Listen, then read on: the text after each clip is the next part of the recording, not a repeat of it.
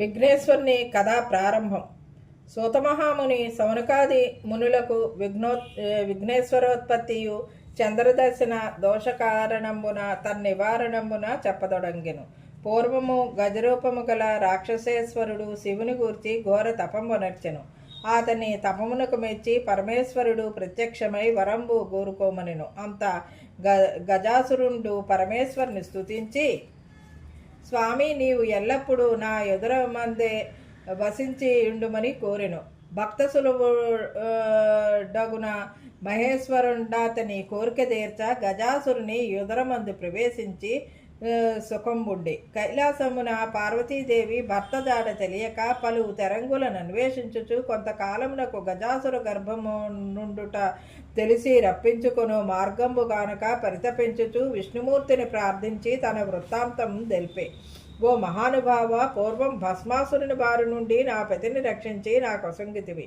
ఇప్పుడు కూడా నుపాయాంతరముచే రక్షించుమని గజాసుర సంహారమునకు గంగిరెద్దుల మేళమే యుక్తమని నిశ్చయించి నందిని గంగిరెద్దుగా అలంకరించి బ్రహ్మాది దేవతలచే తలకొక వాయిద్యమును ధరింపజేసి తానును చిరుగంటలు సన్నాయిని దాల్చి గజాసురపురంబు జొచ్చి జగన్మోహనంబుగా నాడించుచుండగా గజాసురుడు విని వారల పిలిపించి తన భవనము ఎదుట నాడించ నియమించెను. బ్రహ్మాది దేవతల వాద్య విశేషంబులు జోరు గొల్ప జగన్నాటక సూత్రధారియగు నా హరి చిత్ర విచిత్రముగా గంగిరెద్దుని ఆడించగా గజాసురుడు పరమానంద భరితుడై మీకేమి కావలియనో కోరుకొండొసంగెదన హరి సమీపించి, ఇది శివుని వాహనమగు నంది శివుని కనుగొనుటకు వచ్చగాన శివునొసంగుమని పలికే. ఆ మాటకు గజాసురుడు నివ్వెరపడి అతనిని రాక్షసాంతకుడగు శ్రీహరిగా నెరింగి తనకు మరణమే నిశ్చయమనుకొనెను. తన గర్భస్థుండగు పరమేశ్వరుని నా శిరస్సు త్రిలోక పూజ్యముగా చేసి నా చర్మమును నీవు ధరింపవేయని ప్రార్థించి విష్ణుమూర్తికి అంగీకారము తెలుప హరి నందిని ప్రేరేపింప నందియు తన శృంగారములచే గజాసురుని చీల్చి సంహరించే. అంత మహేశ్వరుడు గజాసుర గర్భము నుండి బహిర్గతుడై విష్ణుమూర్తిని స్తుతించే. అంత నా హరి దుష్టాత్ముల కిట్టి వరంబులు ఇయ్యరాదు, ఇచ్చినచో పామునకు పాలు పోసినట్లగునని ఉపదేశించి బ్రహ్మాది దేవతలకు వీడ్కొలిపి తానును వైకుంఠమున కరిగే. శివుండు నందినెక్కి కైలాసంబున కతివేగమున జనియే. వినాయకోత్పత్తి. కైలాసంబు దేవతాదుల వలన విని మొదమంది అభ్యంగన స్నానం ఆచరించి తన శరీరము నుండి వచ్చిన నలుగుపిండితో ఒక బాలుని చేసి బ్రాణం బొసంగి వాకిలి ద్వారమున కాపుంచి స్నానానంతరమున పార్వతి సర్వాభరణములను అలంకరించుకొని పతి ఆగమమునకు నిరీక్షించుచుండెను. అంత పరమేశ్వరుడు నంది నదిరోహించి వచ్చి లోపలికి పోబోవ ద్వారమందున్న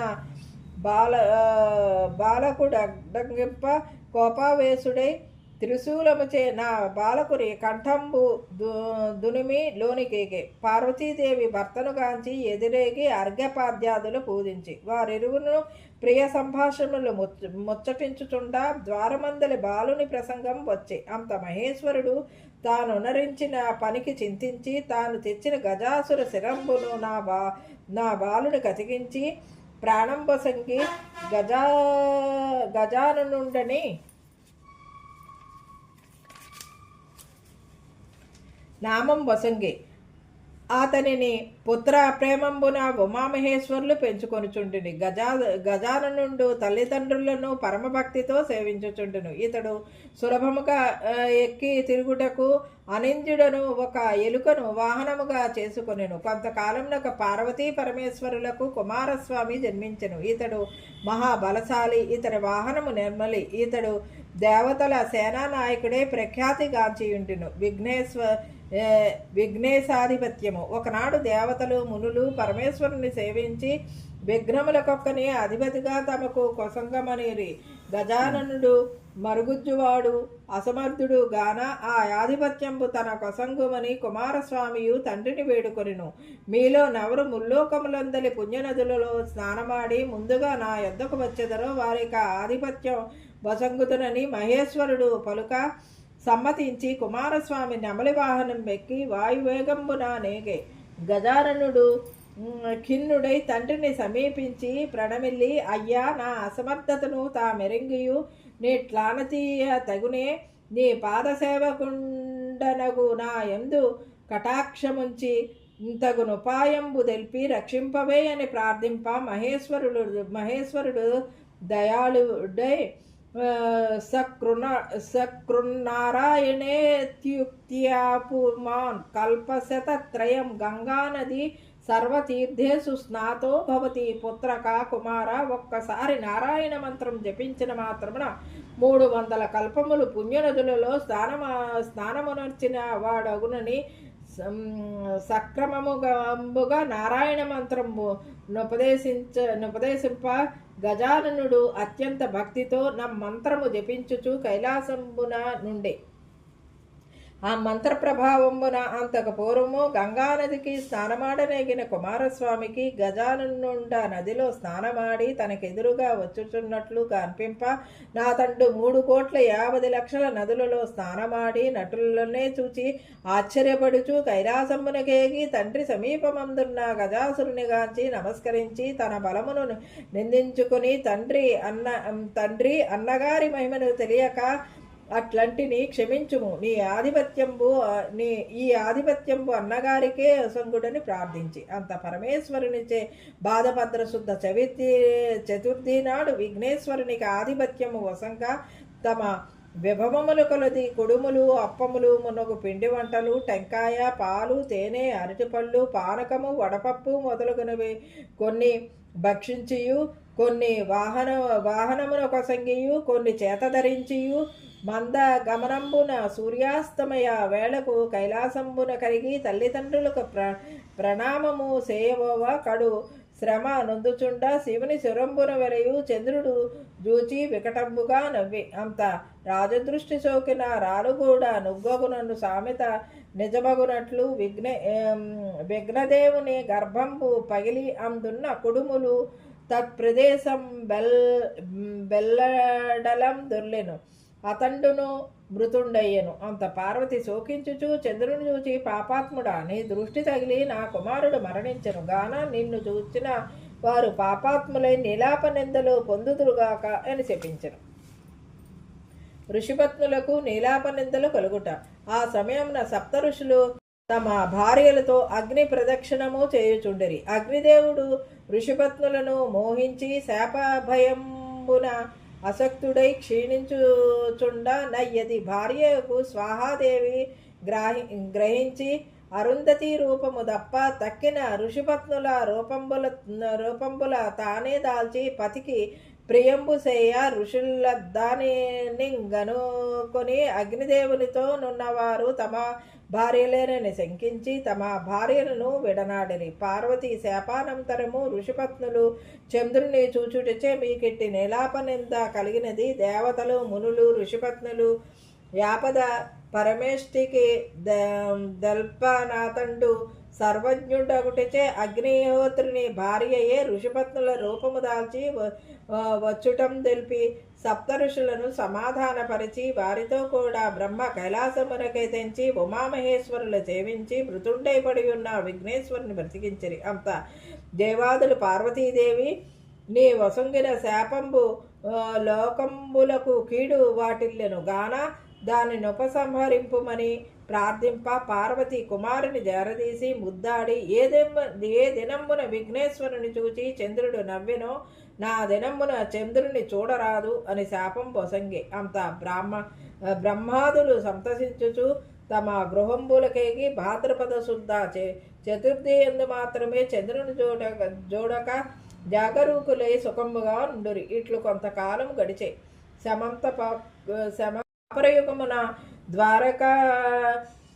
ద్వారకాభవాసియగు శ్రీకృష్ణుని నారదుడు దర్శించి ప్రియ సంభాషణముల జరుపుచు సాయం సమయం అయ్యే ఈనాడు వినాయక చతుర్థి గాన పార్వతీ శాపంబుతే చంద్రుడు చూడరాదు గాన నిజగృహంబున కేకత సెలవిండు అని బోర్వ వృత్తాంతం బంతయు శ్రీకృష్ణుని తెలిపి నారదుండు స్వర్గలోకమున కేగే. అంత శ్రీకృష్ణుడు ఆనాటి రాత్రి చంద్రుని నెవరు చూడరాదని పట్టణమున చాటించను. శ్రీకృష్ణుడు క్షీరప్రియుడొకటిచే నాటి రాత్రి మింటి వంక చూడకయే గోష్టమునకు బోయి పాలు పిదుకుచూ పాలలో చంద్రుని ప్రతిబింబమును చూచి ఆహా ఇక రాకెట్టి అపనింద రానున్నదో అని సంశయమున నుండెను.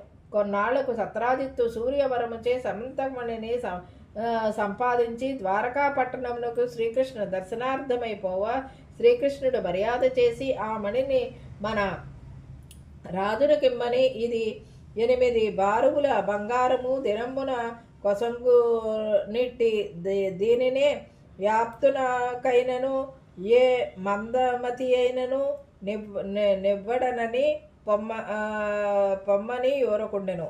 అంత ఒకనాడు సత్రాజిత్తు తమ్ముడు ప్రసేనుండ సమంతకమును కంఠమున ధరించి వేలాడ నడవికి జనానొక్క సింహమాత మా మణిని మాంసకంఠమని భ్రమించి వారిని చంపి ఆ మణి గొనిపోవుచుండ ఒక భల్లూక మా సింహమును దునిమి ఆ మణింగొని తన కొండబిలమున తొట్టెలో బవళించియున్న తన కుమార్తెయగు జాంబవతికి ఆట వస్తువుగా నొసంగెను. మరునాడు సత్రజిత్తు తమ్ముని మృతిని విని శ్రీకృష్ణుడు మణిని ఇవ్వలేదని నా సోదరుని చంపి రత్నం అపహరించెనని పట్టణమున జాటే. అది కృష్ణుడు విని నాడు క్షీరమున చంద్రబింబమును చూచిన దోషఫలంబని ఎంచి బాపుకొన బంధు సమేతుడే అరణ్యంబునకు పోయి వెదకగానొక చోట ప్రసేన కళేబరమును సింగపు కాలిజాడలను పిదప భల్లూక చరణ విన్యాసంబును గాన్పించును. ఆ దారిని బట్టి పోవుచుండానొక పర్వత గుహ ద్వారంబుడాసి పరివారము నచట విడిచి కృష్ణుడు గుహలోపలికేగి అచట బాలిక ఊయల్లో కట్టబడి ఉన్న మణిని చూచి దాని యొద్దకు పోయి ఆ మణిని చేతబుచ్చుకొని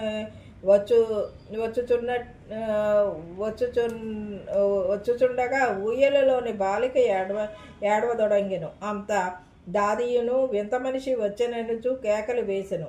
అంతటా జాంబవంతుడు కోపావేశుండై శ్రీకృష్ణునిపై అరచుచు నఖంబుల గృచ్చుచు కోరల కొరచుచు ఘోరముగా యుద్ధము చేయ కృష్ణుండును వానింబడద్రోసి వృక్షముల చేతను రాళ్ల చేతను తుదకు ముష్టిఘాతములు చేతను రాత్రింబవళ్ళు 28 దినంబులు యుద్ధమునరించి జాంబవంతుడు క్షణ బలుండై దేహం బెల్లా నిచ్చి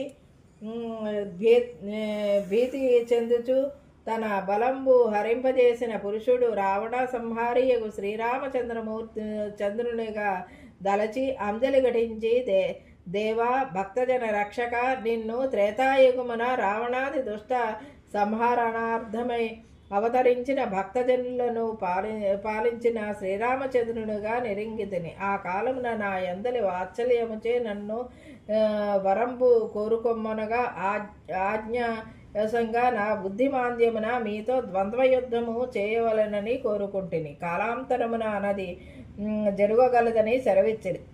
అది మొదలు మీ నామస్మరణ చేయుచు అనేక సంవత్సరములు గడుపుచు నిట నుండా నిపుడు తాము నా నివాసమునకు దయచేసి నా కోరిక నెరవేర్చితిరి. ఈ శరీరమంతయు శిథిలమయ్యే, ప్రాణములు కడబెట్టి జీవితేచ్ఛ నశించే. నన్ను క్షమించి కాపాడుము, నీకన్నా వేరు దిక్కులేరు అనుచు భీతిచే పరివిధముల ప్రార్థింప శ్రీకృష్ణుడు దయాళుండై జాంబవంతుని శరీరమంతయు తన హస్తముచే నిమిరి భల్లూకేశ్వర సమంతకమణి నొసంగుము నేనేగదా అని దల్చనతడు శ్రీకృష్ణునికి మణి సహితముగా తన కుమార్తెకు జాంబవతిని కానుకగా నొసంగి. అంత తన ఆలస్యమునకు పరితపించుచున్న బంధు మిత్ర సైన్యముల కానందంబు కలిగించి కన్యారత్నముతోనూ మణితోనూ శ్రీకృష్ణుడు పొరంబు చేరి సత్రాజిత్తును రావించి పెద్దలను చేర్చి ఆ వృత్తాంతమును చెప్పి సమంతకమణి నొసంగెను. నా సత్రాజిత్తు అయ్యో లేనిపోని నిందమోపి మణి వలదని మరలా నొసంగెను. అంత శ్రీకృష్ణుడు శుభముహూర్తమున జాంబవతి సత్యవాములను పరిణయమాడ నచ్చడికి వచ్చిన దేవాదులు మునులు స్తుతించి మీరు సమర్థులు కనుక నీలాప నిందలు బాపుకుంటిరి, మాకేమి గతి అని ప్రార్థింప శ్రీకృష్ణుడు దయాళుడే భాద్రపద శుద్ధ చతుర్థిన గణపతిని యథావిధిగా పూజించి ఈ సమంతకమణి కథను విని అక్షింతలు శిరంబున దాల్చువారికి ఆనాడు ప్రమాదమున చంద్ర దర్శన మగుడుచే వచ్చు నీలాపనిందలు పొందకుండుగాక అని ఆనతీయ దేవాదులు సంతరించి తమ నివాసంబుల కలిగి ప్రతి సంవత్సరము భాద్రపద శుద్ధ చతుర్థి యందు దేవతలు మహర్షులు మానవులు తమ విభవము కలది గణపతిని పూజించి అభీష్టసిద్ధి గావించుచు సుఖంబులు నుండిరని సౌనకాది మునులకు సూతుడు వినిపించి వారికి వీడ్కొలిపి నిజాశ్రమంలో కేగను. సర్వే జన సుఖభవంతు.